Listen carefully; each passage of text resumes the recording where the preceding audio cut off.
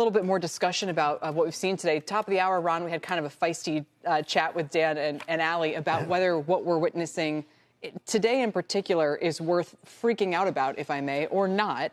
The fact that the dollar's down and that the long bond yields are up. Look at what we just learned about the deficit, the discussion we were just having about salt. You know how expensive that would be. So are there still reverberations from tariffs? Or to the other notes that we've been seeing today, is the dust going to settle and people realize, hey, we just learned this morning, CPI fell last month. We had 228,000 jobs and the economy will be just fine. Well, CPI fell pre-tariff, really, for all intents and purposes. So and that hasn't really been factored into the future inflation that may occur as a result of tariffs. I don't think we're out of the woods quite yet. I mean, we were down 2,000 points at one juncture today, almost giving back two-thirds of yesterday's gains. So I think when you look at the tariffs overall, still the effective tariff rate, even with the rollback of the reciprocal tariffs, is higher than it's been in decades. And in some cases, if you factor in China, apparently higher than it's been in a century. So I don't think we're out of the woods. I also think the market's underpricing some of the other changes yet to come, not just on the budget front, but geopolitical realignment, military realignments, and things like that are all part of the Trump administration's future policy plans.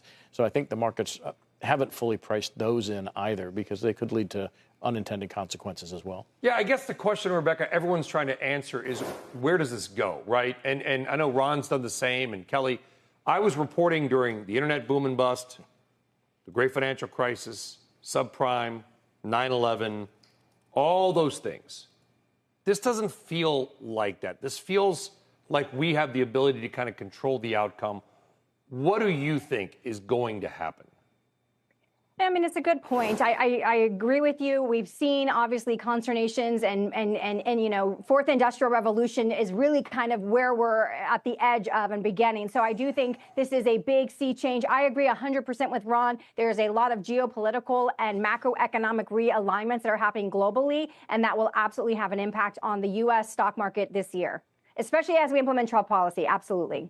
Rebecca, what moves are you making right now, if any? Yeah, I mean, we do have a couple buys. We do like, you know, if you're really concerned about tariffs, you could look at like an Alibaba, because that's very established inside of China and the Middle East, even in Europe. And obviously that would be potentially circumventing U.S. tariff policy. We also do like Merck. They just built a $1 billion facility in North Carolina. And we think that if Trump goes after tariff policy or pharmaceutical policy with tariffs, which he said he will do, that it will be a great big production facility for Merck. So we like that. And we still like the dollar stores, because if we do get consumers, like University of Michigan consumer sentiment still lower 3 months in a row, then we know consumers are going to be looking at dollar store alternatives, even to Walmart. So look at Dollar General. If you're looking for some short-term discounted price action, we're really looking at things that will do well if the tariff policy continues as it's been so volatile. Yeah, Ron? Well, since I work for an AI fintech, I don't make individual stock recommendations.